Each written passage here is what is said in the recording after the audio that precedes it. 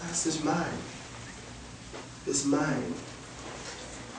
God's trying to get a mind. So let me tell you something. It's one thing to be dedicated to the kingdom, but it's another thing to be dedicated and have a kingdom mind. That's totally different.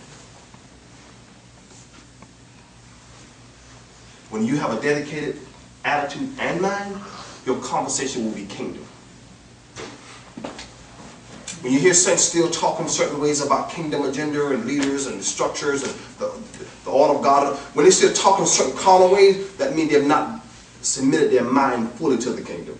When you submit your mind fully to the kingdom, you'll talk kingdom. You'll talk kingdom because you become kingdom, what we call kingdom-minded. That's not just a statement, that becomes a reality in your spirit and the totality of who you are if you choose to. And that point is just a choice. You don't have to choose to be that way. It's a choice. Kingdom mind understand that they submit their house, their car, their money, their body, their time. Kingdom minded people understand they submit everything to the kingdom respectfully. We understand respectfully, but we understand we submit everything to the kingdom respectfully, but when being led of the Spirit and also based on necessity. Oh yeah. When you kingdom minded, you don't. This little car don't belong to me. This truck don't belong to me. This house don't belong to me. It's dedicated to the kingdom. Yes, I enjoy the fruits of my labor, I enjoy what I have. But at the same time, I understand it's for the kingdom also.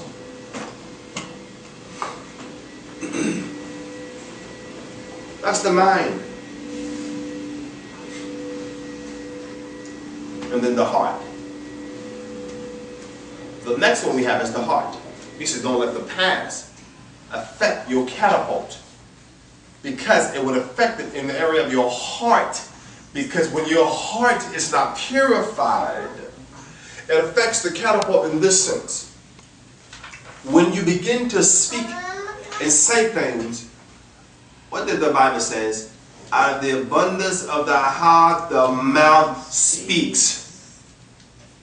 So a lot of times what happens is this. Our heart is not purified in the catapult, only for greater revelation for purification. He said, what does that mean? Let me tell you this. Watch this.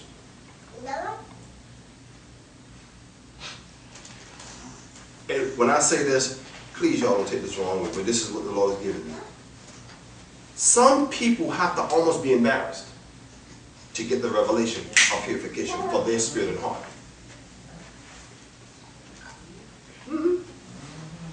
See, when you hear people prophesy and talk about putting the cover is not always when someone comes prophesy. Yeah, I see what you're doing, man of God. That's not the cover. It's not the only thing what the cover is. This is what putting the cover also means. Not just that. That's one realm. But another realm of putting the cover is this: when He'll lead you or let you do something. Not simple, because God don't lead you. That's what I'm saying. But what I'm saying is, He'll allow you to go somewhere and do some things for the kingdom while He's trying to teach you that back here I was trying to reveal to you privately about the area of purification, but you won't listen to me.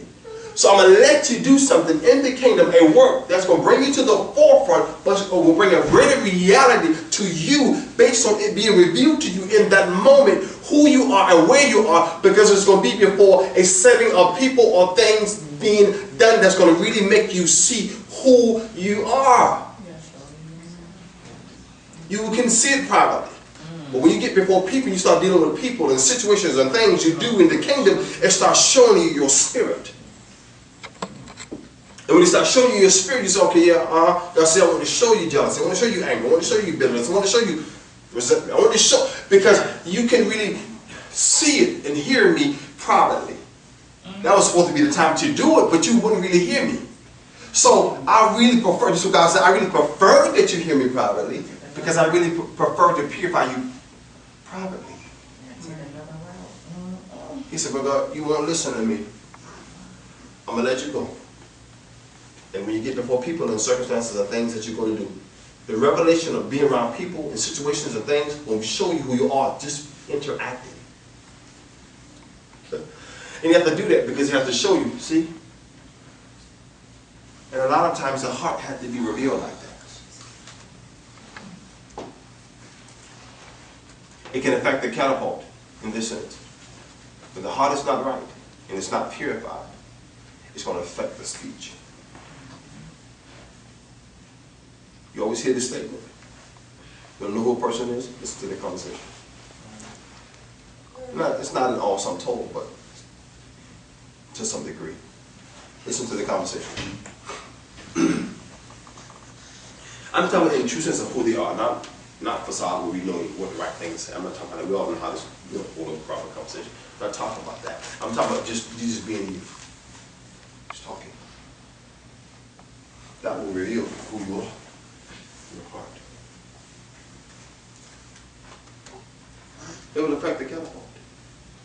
See, that past was the fact that the heart was not purified. And God distrusted you for a reason, to get something done. You got something done. And we end up getting deceived. See, God doing something through me. But guess what God said? Listen, but I told you to purify your heart. Now that you're in the forefront, look, your heart is being seen. People are seeing your wicked heart.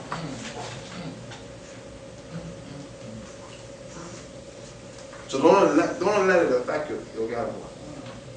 So if God ever sent any of us on a private journey of purification, that's the time you got to take advantage of it. But take advantage of it.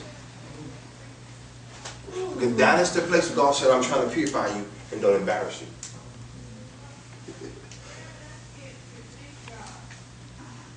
The heart. That's a part of the past. And I know we looked at past, and we think of the past, we think of many things. We understand the heart can be affected in many ways. Remember that, in this heart, you got to remember this too. There's so much areas of the heart that's affected, from hurt to wounds, unforgiveness. See? Unforgiveness, wounds, hurt, pain. See, those things affects it in the sense of this. Watch this. Oh my gosh, we have a lot of this going on. Where God will thrust someone forth and use them. Watch this. Now you might say, well, why would God do that? Watch this. You say, why would God do that? Isn't it seem like God not allowing pure things to come forth? Wouldn't it sound like, because when you teach in the past, almost like you're saying God allowing things that's not of Him to come forth. Watch this. Listen very carefully what I'm saying. Because we're imperfect beings. Because we're imperfect beings. God has to work in this degree for that reason. God understands we're imperfect. So for that reason, He has to still work with some things. But some things in that still is our choice. How far we go based on how purified we are when going forward. Some of these things are our choice.